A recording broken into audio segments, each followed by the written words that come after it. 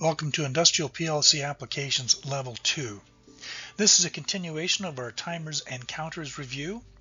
This particular video is on off delay timers. After completing this video, you should be able to explain the operation of a TOF off delay timer instruction, identify the data construct and related bools and dints within the TOF instruction, and program a TOF instruction within the Connected Components Workbench software. Most of us are familiar with on-delay timers, and we may even have them at home. They're straightforward and predictable and easy to program.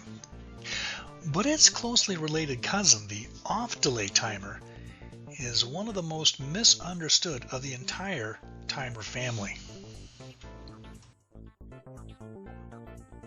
When looking at this particular timer, you can see there are two trip spots that will trigger an internal mechanism to change states.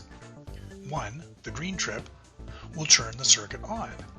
The other trip will turn the circuit off at a different time.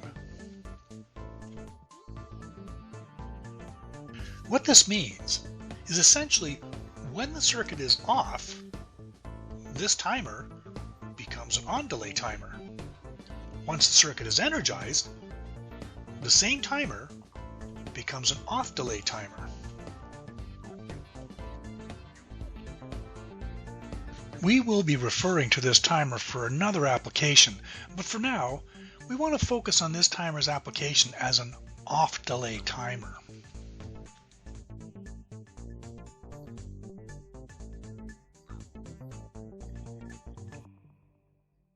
Part of the reason for the confusion about an off-delay timer is that we don't normally delay a stop or turning something off. If we want the motor to stop, we want it off now.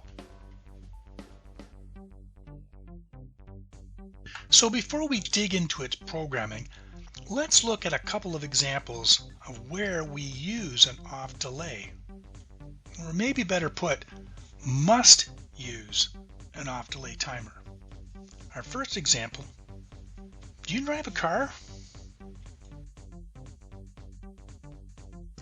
At every intersection with traffic lights, off-delay timers are used. If they weren't, there would be a lot of accidents. Now, if you watch these two traffic lights carefully, they appear to be acting normal. But these two actually have a fatal flaw.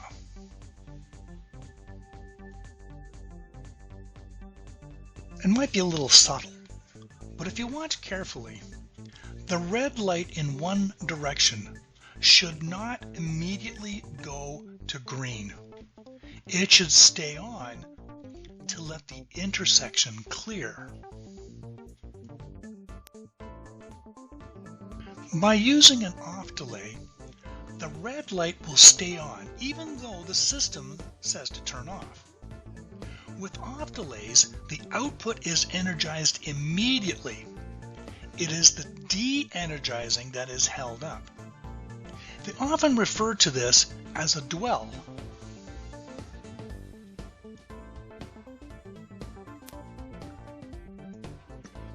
The second example is the PLC room. The PLC room only has a switch on the east door, but if you were going home late at night and the shortest way to your car was through the millwright shop, you would have to either leave the lights on or walk through the room in the dark. But if the switch had an off-delay timer, you could turn the light off and walk across the room in the light. Once across the room, the timer would have elapsed and the lights go off behind you. Just think of off-delay or TOF timers as a timer that stalls the de-energizing of its output cue. In PLC commentary, it is often referred to as a dwell, a lingering on effect.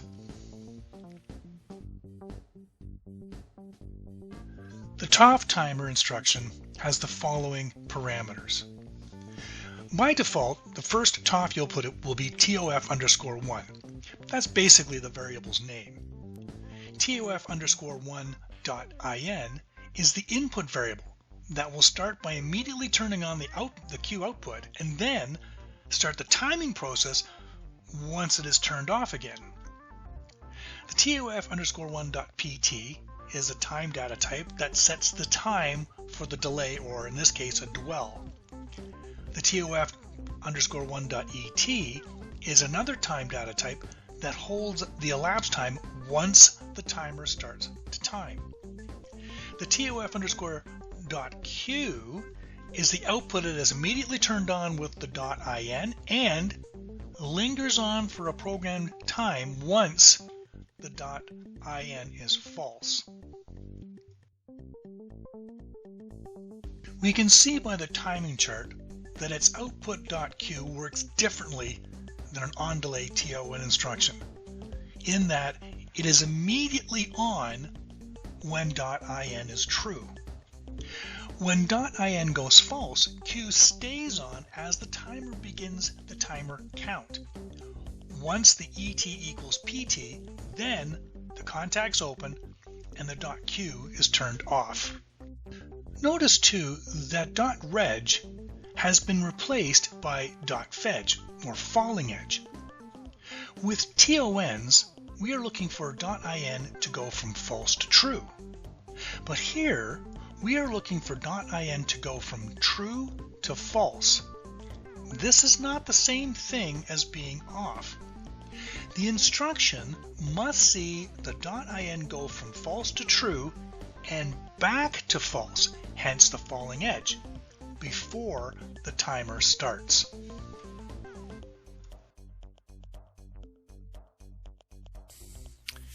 To program a off-delay timer, you have to go to the timer and counter section in the menu, click on the TOF, and it's going to place it in a logical spot if you've got something highlighted. I had the output highlighted, so it put it to its left. If I had on the input, it would have put it to its right. You can have a timer at the beginning of a rung without the contact, but that means in this particular case, the input is always high. Therefore, this would never get triggered. You have to have this input go from false, like it's shown now, to true, and then back to false. Once that transition is changed, that three-step from false to true and then true to false, that's when the timing begins. To put the program time in, it's the same as any other timer. We use the T with the hashtag, and then you can have it in milliseconds or any amount that you want. In a future video, I'm going to show you another way to program timers without using the T hashtag. It's still a T hashtag, but it's not quite the same. Anyway, that's all there is to it. When we run this, you'll find that when this is true, it's kind of thinking of it as arming it. So when the input's true, it's armed, latches on, turns on our output. When that goes false the second time, we have that falling edge, that .fetch. That starts the timer to count when the ET equals the PT. So the elapsed time is 1500 milliseconds, then the output will turn off.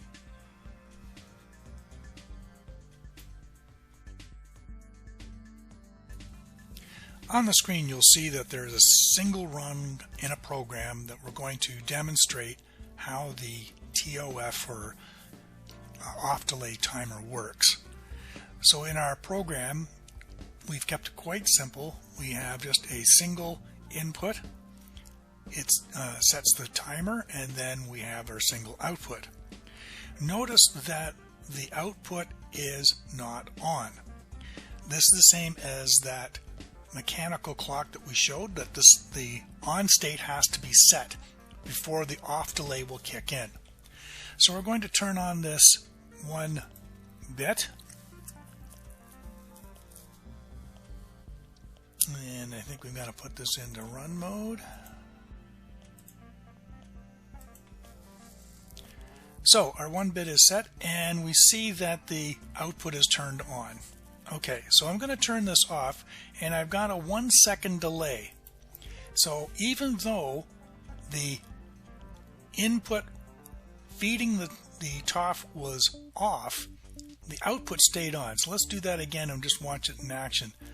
Okay, our input's on, so the second that input's true, passes it right through and turns on our output. I turn the input off, and then a second later the output turns off. That's what an off delay timer is supposed to do. So to summarize, if the .in input is true, then Q is true and remains true. When .in goes false, we have a falling edge. The timer begins its timing. In this case, .fetch is true. When the elapsed time is equal to the program time, the output Q is turned off. Off delay timers or TOF instructions are used for installing a dwell into a logic to maintain an output for a protracted period of time after shutdown. We use it for traffic lights. It's also used for sequential control of process shutdowns. When you have a process you want to have it all shut down logically in a particular fashion, you can install off delay timers so that they will continue to run to allow something to happen as the process is returned to a home position. In our next video, we're going to show you how to program and use a TOF or TOF timer instruction. Until then, thanks for watching and see you next time.